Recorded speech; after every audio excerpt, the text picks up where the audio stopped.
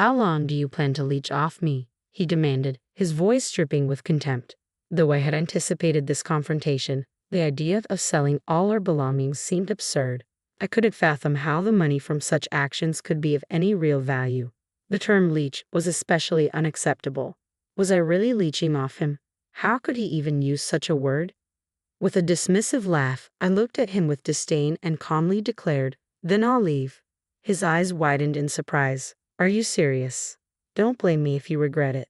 And make sure you take the kids with you." He doubted my ability to make it on my own, but I met his gaze with unwavering confidence. "There's nothing for me here anymore. I can live on my own strength. You'll be the one with regrets." My name is Rose. I'm a 40-year-old housewife who married young at 22 and had my first son at 25. Before I knew it, I was blessed with 5 children. The oldest is now 15, and the youngest is 7, making our home bustling with energy. Managing the household's vibrancy has become part of my role, but it's a challenge to keep from being overwhelmed by the children's liveliness. My husband, Ken, is 2 years older than me.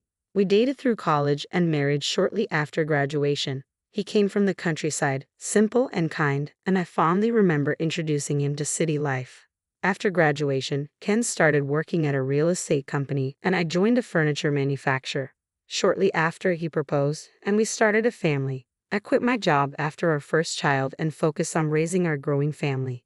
Ken's success in sales seemed promising, and his income provided a sense of security. Little did I know that trouble was brewing in our marriage. Around 7 years ago, when our youngest was born, Ken's attitude began to shift. His once stable job started faltering due to stagnation in housing sales, exacerbated by rising living costs. Late nights became the norm, and coming home after midnight was routine. "There's no bonus this year. How are we supposed to get by?" he vented, frustrated with his company and superiors. "It's impossible. That guy's all about the numbers and doesn't understand the essence of selling houses. I'm sick of it." In these times, all I could do was stay out of his way and support him quietly. "Rose, you should be more grateful. I'm the one supporting you," he said, his anger directed at me. I trembled in fear. "I am grateful," I replied. "But if that's the case, can't you cook better? Your cooking lacks flavor and isn't delicious." "I thought too much seasoning might be bad for health," I responded. "Shut up. I'm the most important person in this house. Are you defying what your husband says?" he snapped. Overwhelmed by his rough demeanor, I reluctantly added more seasoning to the dish. Ken, once gentle and appreciative, had become arrogant and demanding. His pride in supporting the family had twisted his character. As I stood in the kitchen, anxious about our future, I wondered what could be done. His stubbornness and sense of superiority seemed to be growing with age. 7 years have passed, and Ken's behavior has only worsened. "Hey, wash my clothes quickly. Can a full-time housewife even manage that?" he barked. "Is dinner not ready yet? It's only natural to prepare a meal before the master of the house returns. How many times must I say it for you to understand?" Despite being overwhelmed with household chores and caring for the children, Ken's complaints never ceased. "I'm tired from working," he would say. The economic downturn had affected his workplace, with performance fluctuating and some colleagues being laid off. His salary, stagnant for years, had not increased. Meanwhile, our expenses grew with the children's needs and desires for new games and cell phones, leaving me feeling increasingly burdened and unappreciated. While I didn't grant every request, I did make sure to buy what the children wanted for Christmas. I'm grateful for the courage I had back then when Ken's company began to struggle around 7 years ago. As a full-time housewife, I found a hobby that brought me daily joy, and unexpectedly, it started generating income. What began as a way to vent my frustrations with Ken's blaming has surprisingly become a significant source of financial support for our family. Life is unpredictable, and having my own source of income has made me appreciate being able to purchase things I want with my own money. For a long time, I kept this new income stream a secret from Ken. I'd been using it to buy the children's birthday and Christmas presents, which he probably assumes are covered by his earnings. Ken has always been careless with money and not one to manage our finances, so I've handled our budget since the start of our marriage. I saw no need to clarify that these gifts came from my earnings. Having an income that I control has provided me with immense mental relief. Despite the challenges of earning money, the satisfaction of seeing my work appreciated is unparalleled, especially when compared to the silent dedication required for housework and childcare. It often feels like housework and childcare are the toughest jobs. I'm sincerely thankful to my past self for diving into this new hobby. One day, Ken came home on time, which was unusual, and in a surprisingly good mood. He made an unexpected offer. Tomorrow I've taken the day off. I'll handle the housework, so why don't you go out and take a break for once? Ken's offer was a pleasant surprise, and as a full-time homemaker, opportunities to take a break are rare.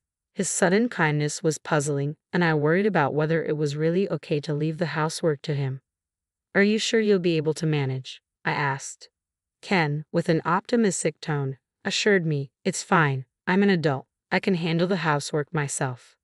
Relieved, I'd agreed to take him up on his offer. Even though his motives were unclear, I was genuinely happy to be given the chance to go out, trusting his words.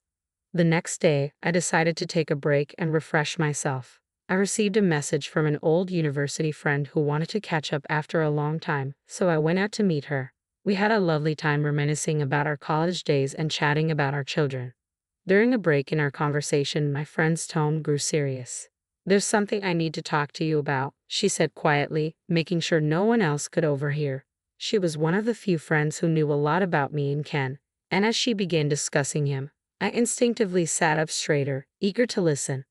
I'm really sorry if I'm misunderstanding, but I felt it was important to tell you, she said, her brow furrowed with concern. Her words left me shocked and unable to hide my surprise. A surge of disbelief washed over me, yet in light of Ken's recent behavior, I couldn't help but feel that things were starting to make sense. His sudden offer to handle the housework, which was almost unheard of, especially since it wasn't my birthday or Mother's Day, had seemed suspicious.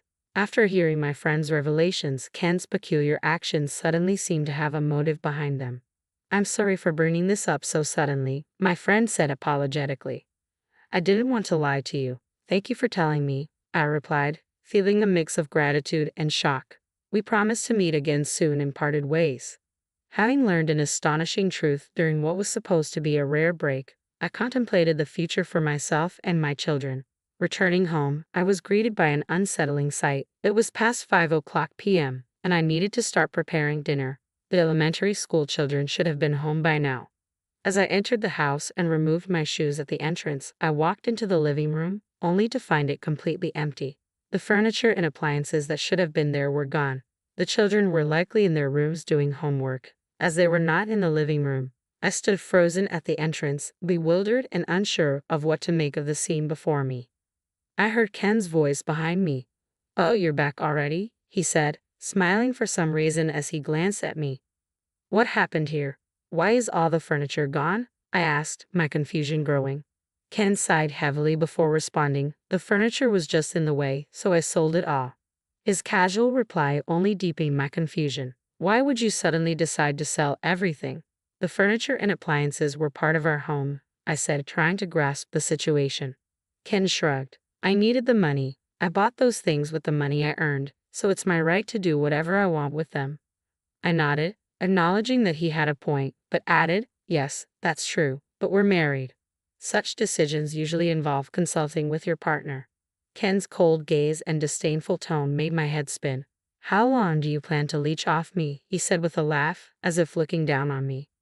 I have feared that something like this might happen one day, but selling all our belongings felt like madness. I couldn't understand how he could place any value on the money from such actions, and the term leech was particularly hard to accept. Am I leeching off you? I asked, my voice steady. How could you even use that word? With a look of disdain, I calmly declared, then I will leave this place. His eyes widened in surprise. Are you serious? Don't blame me if you regret it. And make sure you take the kids with you, he said, doubting my ability to manage on my own. I looked back at him firmly, confidence in my voice. There's nothing for me here anymore. I can live on my own strength. You'll be the one with regrets. Turning on my heel, I headed toward the children's rooms. What's wrong, Mom? Are we moving? They asked, each of them surprised by the sudden news. The younger ones, not fully understanding the situation, bounced around excitedly at the thought of a move. With almost nothing left to pack, we left the house quickly. What about Dad? One of them asked. Dad will stay behind, I replied. Our youngest, just 7, seemed to sense something about his absence but chose not to ask any further questions. I found a hotel that could accommodate all 6 of us and decided to spend the night there. The children were thrilled at the prospect of a rare hotel stay, and their excitement made the experience feel less daunting. We enjoyed our night and eventually drifted off to sleep. The next day, after dropping the kids off at school, I headed to a real estate agency, motivated by the recent upheaval to find a more spacious home. I bravely inquired about purchasing the tower apartment. The agent showed me several options, and I ultimately decided on a luxurious tower mansion worth $1 million. It was newly constructed and ready for occupancy within a week, which made my decision easier. After finalizing the purchase, I busied myself with arranging the loan and managing various tasks related to the move. Despite the whirlwind of activity, I felt a surge of excitement about this fresh start. It had been years since we had last moved, and the prospect of living in a hotel for the next week felt like a thrilling adventure. The children seemed to enjoy it as well, which was a relief. On the day we moved into our new high-rise apartment, we arrived empty-handed, but the children were awestruck. "Wow, is this our new home?" they exclaimed. "It's amazing. It's so spacious." They eagerly began exploring the new space with wide-eyed curiosity. The property boasted excellent soundproofing, making it a comfortable living environment for our large family. Breathing in the fresh air of our new home, I felt a renewed sense of purpose and excitement about starting over. In the following days, we gradually acquired furniture and set up our living space. The children quickly adapted to our new life, enjoying the stunning night views from our windows. I felt a newfound freedom compared to when I had been living under Ken's influence. One Sunday, 2 months after moving in, I was relaxing with a cup of tea in the living room when the intercom rang. At that time, the children were happily playing in their rooms, and I couldn't help but feel a sense of contentment in our new beginning. I answered the intercom and was startled to see Ken's face on the monitor. "I finally found you," he said, his voice demanding. "Why are you living in a place like this? Open the door and let me in." I hesitated, unsure how to respond. I didn't want to let him into the apartment, but causing a scene in the lobby would inconvenience the other residents. Since we were still legally married, ignoring him entirely wasn't an option. Eventually, I decided it would be best to let him come up and speak with me.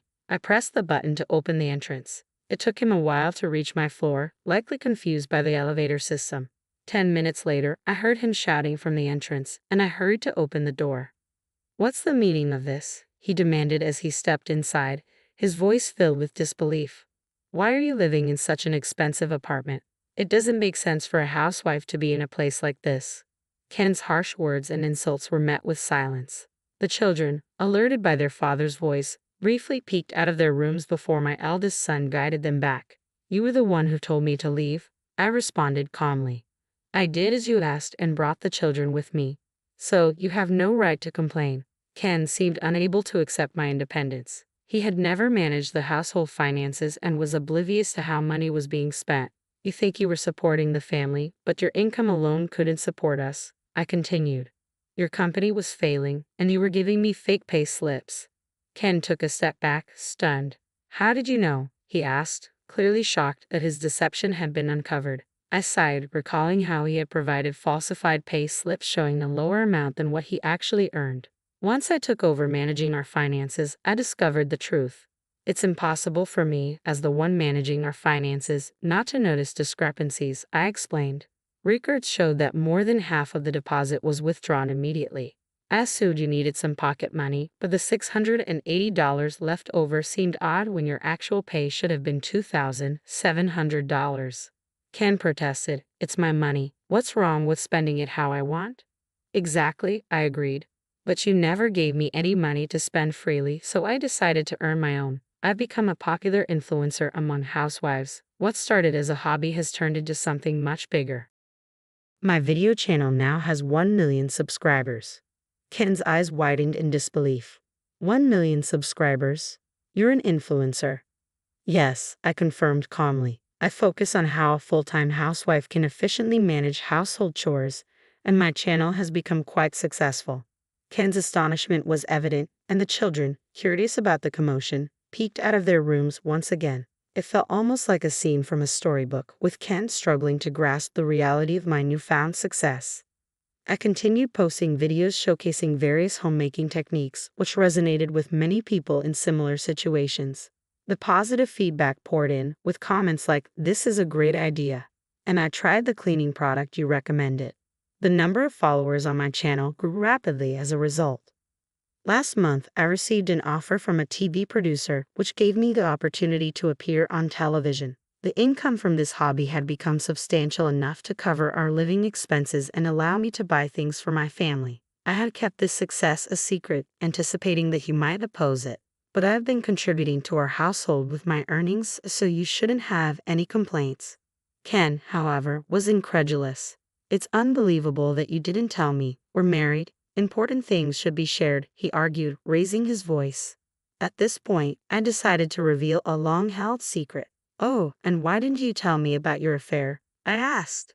"I met an old university friend recently. She mentioned seeing you enter a hotel with another woman. That's what my friend told me the day I left." "What affair?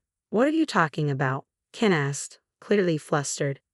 "I have proof," I said, showing him the photo my friend had sent me. Ken's face went pale as he looked at the image. "Why do you have this?" he asked, shocked. "Well, obviously to have an advantage in case we get divorced," I replied. "Divorce?" Ken seemed flustered and unprepared for this turn of events. "Please don't take it to court. I beg you. You drove me out of the house to live with another woman. You have no excuses left. If you refuse, I'm prepared to take this to court," I said firmly. Ken's pleas grew more desperate, but my children, who had come out of their rooms, dragged him toward the entrance. They, too, had lost trust in him. I couldn't help but laugh at their determination. Together, we successfully ushered Ken out of the apartment, applauding loudly as he left. As promised, I sent Ken the divorce papers, and he signed them. After the divorce was finalized and I received the alimony, I learned that Ken had been falsifying his pay slips and misusing company funds. His mistress, who had extravagant spending habits, had been a scam artist, and Ken had been completely duped. Now, with Ken having lost his job, his mistress, and his family, he was aimlessly drifting through life. Despite his predicament, I couldn't bring myself to feel any sympathy for him. Meanwhile, my children and I are thriving in our new home. My media exposure has increased, and my income continues to rise steadily. At this rate, I'll be able to pay off the mortgage early. In this new chapter of my life, I am committed to living authentically and true to myself.